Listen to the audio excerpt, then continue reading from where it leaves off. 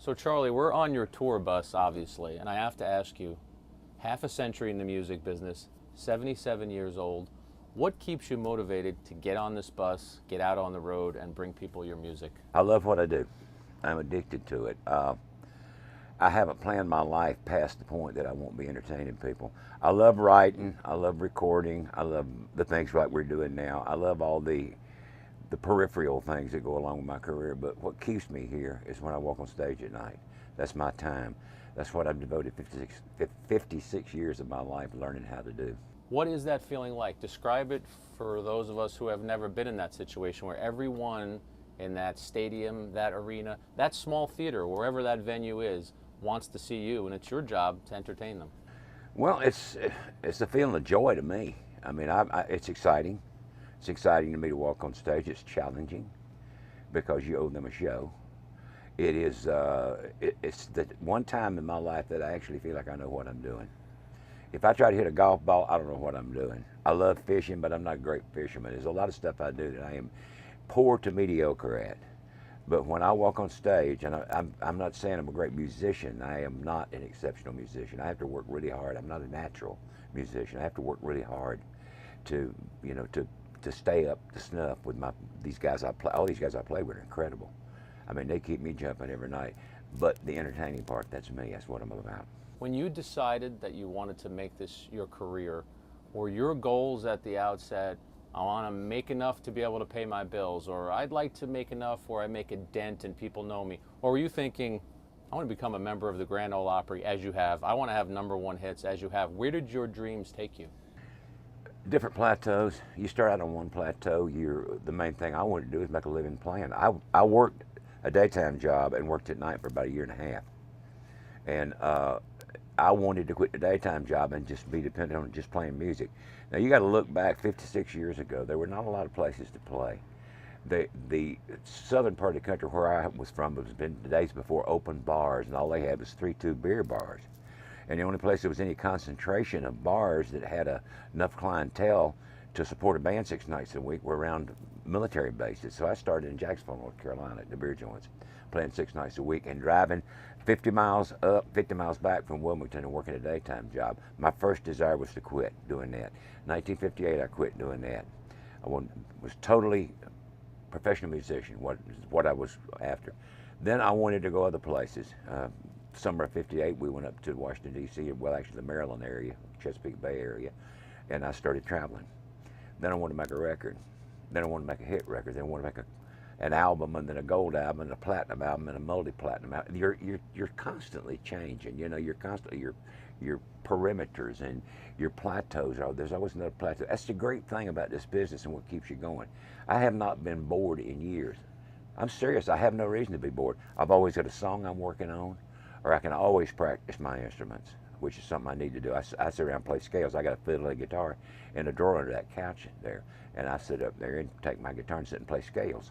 You say there's always music that's coming out. The latest music that came out of you was... Well, it didn't come out of me. It came out of Bob Dylan. It came out of Bob Dylan. Well, Off the Grid, Digging on Dylan. Yeah. Was this, in some ways, about 40 years in the making because you had played on a couple of his albums way back when? I'm sure that was helped precipitate it, maybe plant the seed. But basically, what happened? There's a TV show called Hell on Wheels. It's takes place back in the 1800s. We were asked to do some music for it, so we had to go back to the 1800s for the kind of instruments that were around then, which were only acoustic. There were no electric. So we did. I wrote a little fiddle thing, and we did it. And we did all acoustical. Well, we had never done that before. I mean, a band that's been in business as long as we have, and we had never, all 6 of us, taken acoustical instruments and sat down and really got into doing a tune. And we were so impressed with the way it sounded. It sounded a whole different sound for the band. And my manager, David, said, why don't you do a whole album like that? So we started clicking, and I think in the back of my mind, maybe subconsciously, or maybe even a little bit consciously, I had always thought about doing a Bob Dylan album because I'm a big, big Dylan fan. He had a lot of to do with my approach to writing music. Not that I wanted to emulate him, because nobody can, but he brought a freeness in. Before then, it was always Broadway musical and Tin Pan Alley, and he walked in and just changed the whole thing.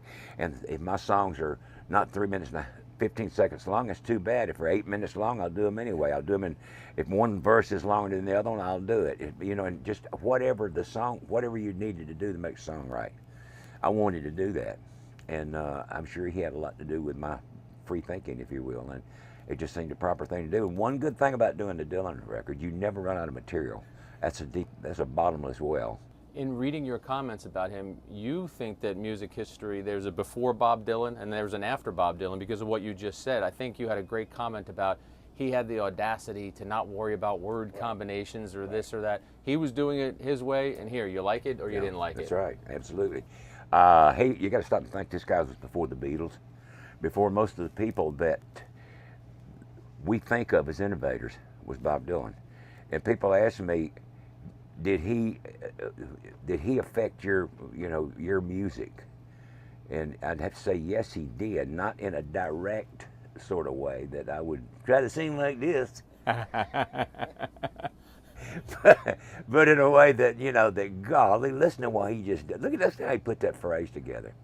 I mean, how in the world? Some of the stuff that he writes is just, where does he get it? Where does it come from? And I just admired that free thought, that free wheeling. Let's get down there and let's go get it, Now, in listening to some of the songs, it's clear that you're putting your own spin on them.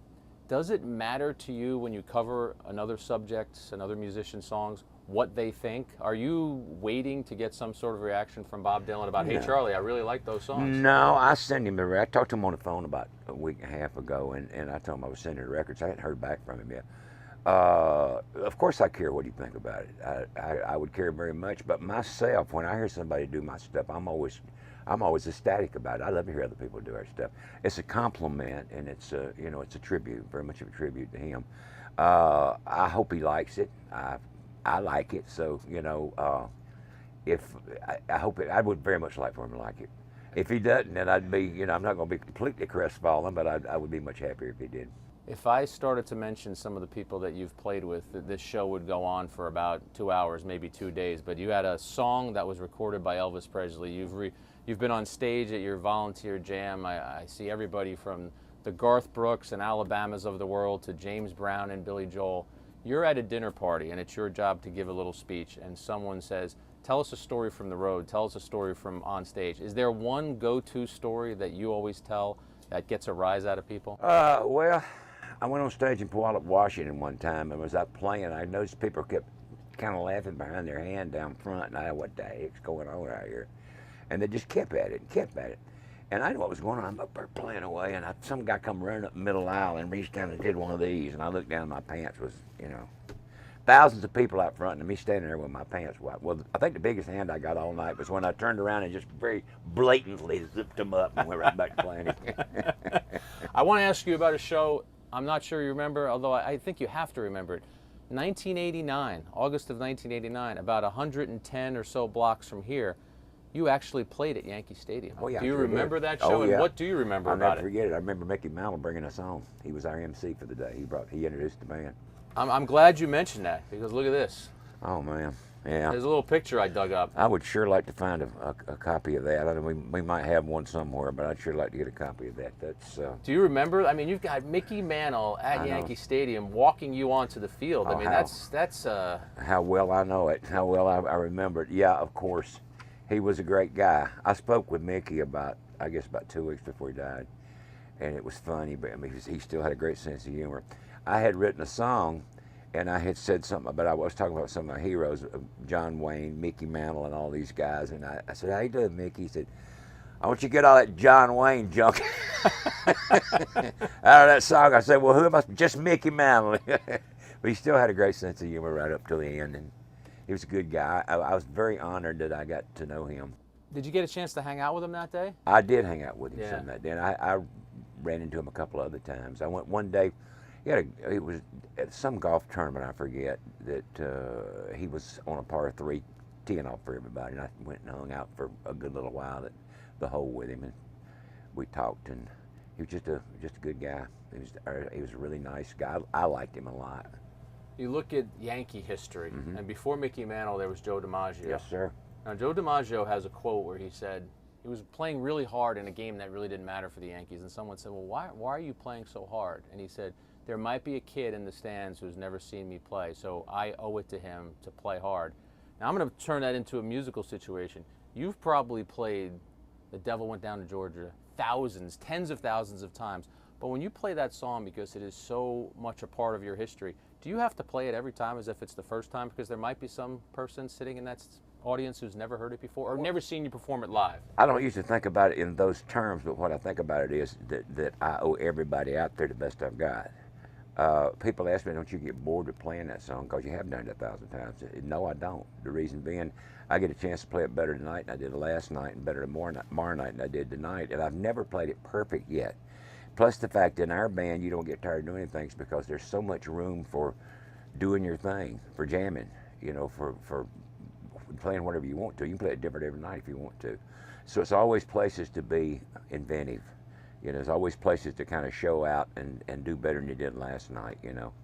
So I never get bored with playing at all. And that's a great analogy too about somebody that's never heard you play. That I was at the Hall of Fame last week because Joe Torre was there getting an orientation tour, and of all the things at the Hall of Fame, he stopped and read that DiMaggio quote and said, that's what you want to hear an athlete say, that you want to put on a performance and play as hard as you can for the people on that given day. So I mean, Yogi Berra, what a great guy. Yeah. He was at a golf tournament I went to, just an incredible, funny. He can't help but be funny. Yes. For some reason, I mean, just, you know, he just says something and it comes out and people sitting out in the crowd just laughing. And it's like maybe a serious thing to him. And I think then sometimes he capitalizes on that. Yes, the Yogiisms are there for a reason. Yeah, and you're right, he's a great man. And Sparky Lau. Yes. Yeah. You met him as well? Oh, yeah. Wow. I played Mickey. First time I ever met Mickey, I played Mickey's birthday party. And, well, I say I played it. We were playing it where they had it. And he had a private party room, and I went there and played some fiddle with the band that was playing. There was Mickey and Yogi and Sparky Lau and I think Whitey Ford. Wow. There were four of the Yankees that were there celebrating with him, and that was my introduction to Mickey Mantle. When you get a chance, you're not on the road, you put the guitar down, you put the fiddle down, you put the mandolin down, and you just want to relax and watch some sports. Who are your teams? What are your allegiances? Who do you like to follow? I like the local teams. Of course, I liked it. My son went to University of Tennessee, but I was a fan before then. I'm a very big fan of University of Tennessee. I am a huge fan of the Tennessee Titans. I was sitting in the Georgia Dome when this happened. Oh, it was heartbreaking. That's tough. I'm waiting for it to happen again. We'll come back that close again. You know, Vanderbilt. What a doggone shame what happened when James Franklin left there, because he took all these prospects with him. It's been decades that Vanderbilt has been waiting to build a team like they've had this past few years. I mean, they were really getting into contention in the toughest football conference in the country, the Southeastern Conference. And they were really starting to be in mid-range of being in contention. And then all of a sudden, you know, and of course, I'm sure it was his dream to go back to Penn State. But daggone, did he have to take all our players with him? So it's going to be a while before they get it going. After I get past Tennessee, I pull for all the SEC teams, that Alabama and Auburn, and they got a pretty good record of winning national championships down our way. After a guy like Peyton goes to the NFL, though, Peyton Manning, a Tennessee guy, do you follow him through his career and root for his team? So wherever he goes, he's your guy because he's a volunteer. I don't root for him like some of the people did in Nashville when he first went to Indy. And they would play Titans, and people would literally root for Indy because Peyton was playing there. You got to understand what Peyton Manning was to the University of Tennessee. They named a street after him over there. I mean, he was the man. We all know, and I will always say this as long as I live, Peyton Manning was the Heisman Trophy winner that year. They didn't give it to him, but he was. He was a runner-up. He was a runner-up. He should have won it. He had literally, and I think after the fact, everybody knew that. When this guy would start knocking the doors down in the NFL, and everybody said, wait a minute, what did we do? Now, I'm a little bit prejudiced maybe because my blood runs orange in football season. But you got to understand what he meant to the pro football program in Tennessee. And though he never won a national championship, he never beat Florida. That was the one I'm sure probably regret that he has. But still in all, this guy brought the football program up at the University of Tennessee a bunch, and he will always be admired there. Here's how we end every one of these shows. We're both going to open a pack of baseball cards. Okay. I want to give you a choice. I brought some 1989 cards because that's when you were at Yankee Stadium. But then I brought some current, some 2014 cards. What do you want to open? Should we open the old ones or I'll take the new old ones. The old ones. You want the old ones? Everybody goes for the old ones. Well, that's my era, you know. And while we open these, we're going to see who comes up with the best card. And whoever has the best card gets to keep both packs. Oh, bubble gum. You're going to do it? Oh, that's 25-year-old gum. I taste like it. All right, let's see who we got here. You're a lot tougher than I am, Charlie.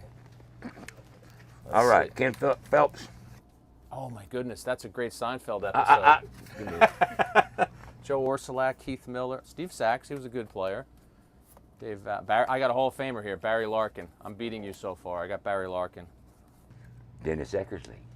I'd say Dennis Eckersley probably trumps Larkin, so you're in the lead. Let's see, what do I got here? Just got a couple of checklist cards. Joe Hesketh, he's not. Mickey Tettle. Kirk Gibson, World Series hero, but I think Eckersley still wins. Mike Jackson, Don Baylor, great hitter, good batting coach. Sparky Anderson, great manager. Sparky Anderson. But you know what? I think Vince Coleman. that's good too, but this is your winner. Okay. You win. You get all the cards because All right. Dennis Eckersley, Hall of Fame closer. Dennis Eckersley, yeah. And for anybody who wants tour information, album information, www.charliedaniels.com. Right. That's it. It was a pleasure to meet you. Pleasure was all mine. Thank you. Please stay on the road. People love hearing your music. I ain't going nowhere. Thank you very much. Thanks. Appreciate it. Enjoyed it.